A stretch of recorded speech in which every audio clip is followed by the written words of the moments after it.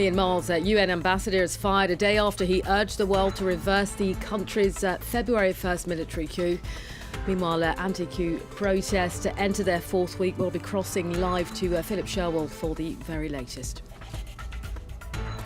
An intelligence report that could strain US-Saudi relations for years to come. Reactions continue after the CIA revealed the Crown Prince Mohammed bin Salman ordered Jamal Khashoggi's murder.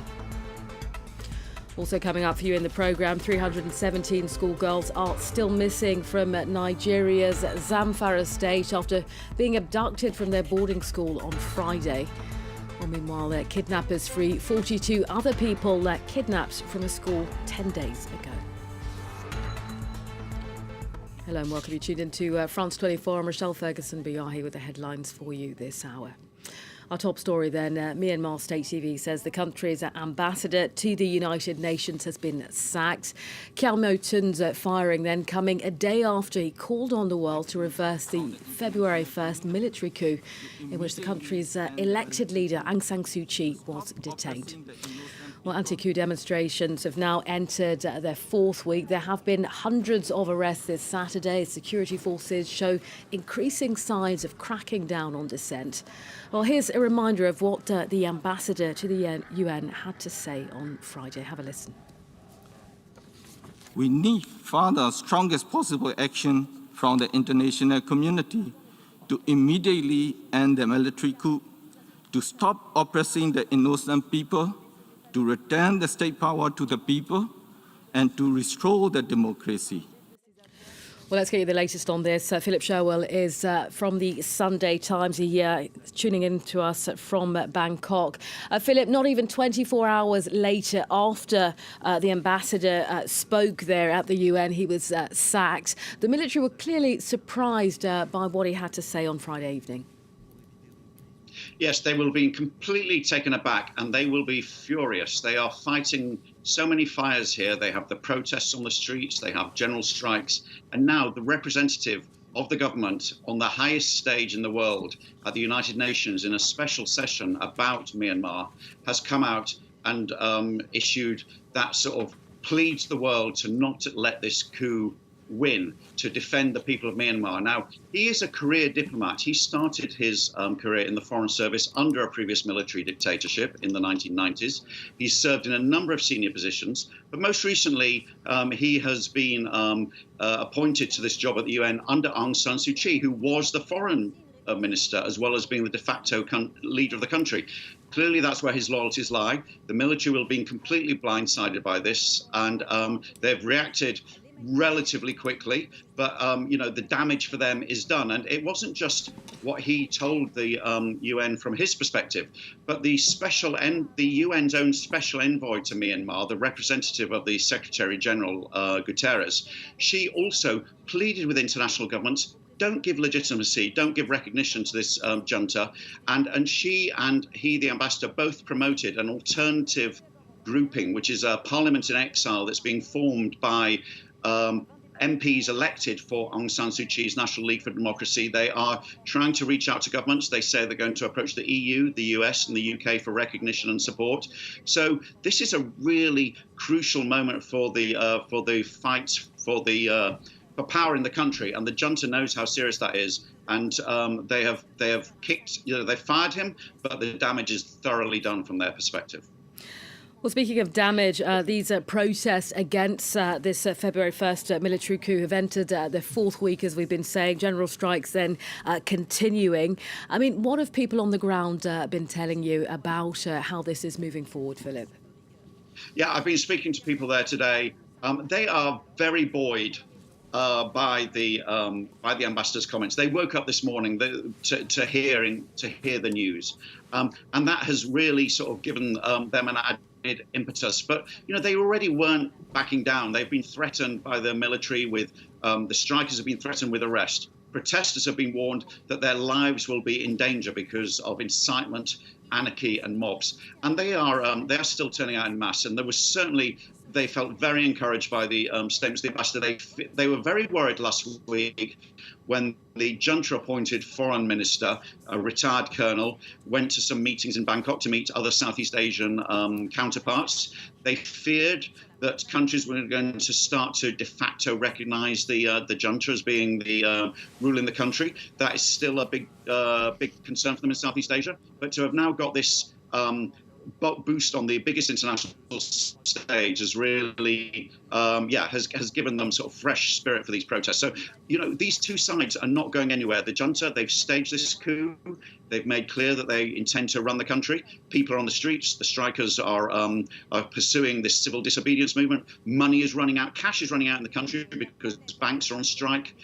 There's a danger of power going out because of oil supplies. This is all boiling up to a really crucial couple of weeks. And so the protesters are determined that they're not going anywhere. Obviously, in the back of everybody, the forefront of everybody's mind, I should say, is the bloody crackdowns on previous uprisings in 1988 and 2007. So far, we've seen some deaths. We've seen a lot of arrests today. Quite how this tips in coming days, we don't know, but it's a crucial moment is looming. All right, Philip Sherwell keeping us up to date from Bangkok. Thank you. Let's get you some other world news now. Reactions continue following the release of a classified US intelligence report into the killing of the Washington Post journalist Jamal Khashoggi. The report then revealing that the Saudi Crown Prince Mohammed bin Salman likely gave the green light for Khashoggi's murder. Well, the US decision to sanction MBS's entourage, but not the Crown Prince himself, has been criticised by campaigners.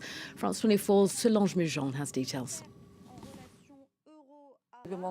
A tireless, discreet figure, Hatice Cengiz has fought hard to make sure that her slain fiancé, Jamal Khashoggi's plight is not forgotten. With the declassifying of a US report saying that the Saudi Crown Prince Mohammed bin Salman approved Khashoggi's murder, the Turkish scholar simply tweeted, "Justice for Jamal." A plea that's been echoed by rights advocates and lawyers, including those that have sued the US government for the release of its intelligence reports on the assassination. The fact that the report has been disclosed is a good thing by itself because this information had been withheld by the Trump administration. But as I said, this is not enough. The Crown Prince needs to face accountability. He needs to face sanctions, asset freezes, travel bans. The omitting of the Crown Prince's name from a list of those sanctioned over the murder has tempered some of the praise over Biden's releasing the report. And not just from rights activists. Top Democrats have vowed to press for more accountability. We must also ensure that there are real consequences for individuals like MBS. If not, autocrats around the world will get the message that impunity is the rule. Towing a fine line between giving a pass on squashing dissent through murder and instead thinking of regional interests, the Biden administration has made a move to, in its own words, recalibrate its role and challenge its long-standing alliance with Saudi Arabia. But Washington has decided for now to continue relations with the 35-year-old Crown Prince and not to entirely topple its decades-old friendship with the kingdom. Well, let's talk more about this intelligence report that has been groundbreaking for some. James Dorsey is a senior fellow at the S. Rajaratnam School of International Studies. He's equally a senior fellow at the Middle East Institute. James, thanks very much for speaking to France 24. No direct sanctions, then, we've been saying this afternoon, for MBS. This is something that's clearly been criticised by human rights campaigners who are dismayed. They feel that the US should have gone further on this. There will, though, nonetheless be consequences for MBS. He was trying, by all accounts, to improve his image across the world. Walk us through some of those consequences, if you will, James. MBS's reputation has been damaged for the last years. He was hoping to repair that with a little bit too late, or too little too late measures on human rights, which really didn't amount to very much, and with recognition by the international business community. You recently had an investment summit that was very well attended in Riyadh. I think that what's happened now is severely sets that back. It's clear that Mohammed bin Salman will not be welcome anywhere in the Western world. And I would imagine that a lot of people outside of the democracies will think twice at this moment to want to be that publicly identified with him. We'll have to see how Western business responds, but certainly association with Mohammed bin Salman by Western business has become a lot more difficult. I mean, you touched on something there which is interesting. I mean, ahead of the release of this report, Joe Biden's administration has spoken a lot about universal human rights. This is clearly a message for Saudi Arabia that, you know, the status quo cannot continue. Do you think that there will be other countries that have questionable human rights records that will be worried about the revelations in this report? I think we're seeing two things. One is this was a message to Saudi Arabia first and foremost, but it was a message to many in the Middle East, primarily the Iranians, whose human rights record is abominable, Egypt, but also Israel and Turkey, of course. And with Israel, there are multiple issues that are potentially divergent between Jerusalem and Washington. So I think others will be watching this very closely. I think the other thing that it signals is Biden and Blinken have both talked about a recalibration of relationships with Saudi Arabia. I think what we're going to see is a recalibration of the U.S. commitment in the Middle East. Now, that doesn't mean that the United States is withdrawing. It's not. But it does want to recalibrate its commitment and will want to see others more engaged. I mean, do you think that the recent withdrawal of support by the US for this Saudi-led intervention in Yemen is a sign of things to come in terms of US commitment? What I think that the United States wants to see is an evolution in the region, Yemen being one of those issues, in which at least conflicts are being managed so that they don't spin out of control, and a degree of stability can be returned. Yemen was the first move on this in terms of appointing an American special envoy to negotiate. The arms embargo, as far as offensive weapons are concerned, not as far as defensive weapons that would defend Saudi Arabia against attack from beyond its own borders. But ultimately, I think that we are moving towards a more multilateral approach towards security in the Middle East, in which other players or regional players will be far more involved. Other external players could be involved, but the United States ultimately would be the military backbone. All right, James Dorsey speaking to us from Singapore. I'm afraid we don't have any more time. Thank you for speaking to France 24. Now, a total of 317 schoolgirls are still missing from Nigeria's Zamfara state after they were abducted from their boarding school there on Friday. Fearing further kidnappings, the local governor has closed all schools in the region, called on President Muhammadu Buhari to do more to protect citizens from armed groups. Well, Buhari is saying on Friday the government's primary objective is to get all the school hostages returned safely. France 24's Camille Nedleg reports. Parents crowded around the empty school as they awaited news of what happened to their daughters, snatched from their campus by armed men early on Friday. There's been no news of the 317 students since.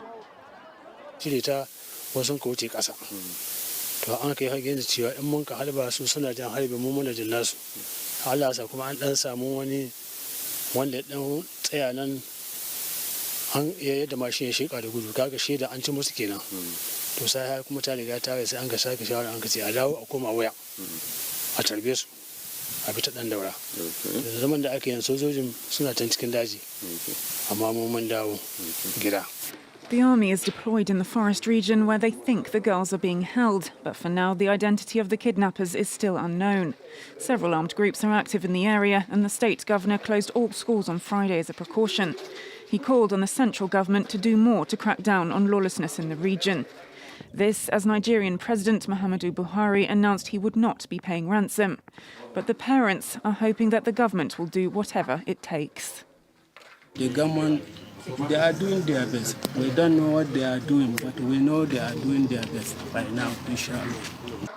The UN is calling for the girls' immediate release. It comes as mass kidnappings are becoming more commonplace in Nigeria.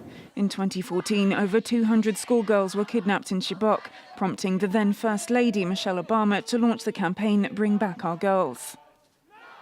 In these girls, Barack and I see our own daughters. But to this day, over 100 of them have still not returned home. So no sign of the 317 girls that were abducted on Friday. However, kidnappers have freed 42 people, including 27 children who were abducted from a school in central Nigeria 10 days ago.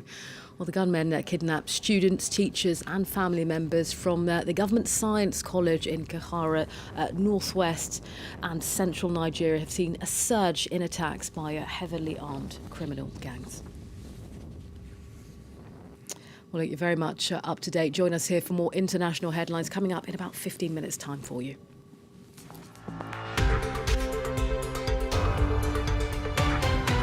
Thanks very much for staying with us. Time now for Eye on Africa with me, Georgia Calvin-Smith. Reporting from across West Africa. All the latest in politics, economics and the arts in Africa on France 24. Our journalists are in every region, every country, to report on the emergence of a continent of unparalleled riches, bringing you Africa's stories on France 24. Thanks for joining us. 10 secondes. Liberté, égalité, actualité.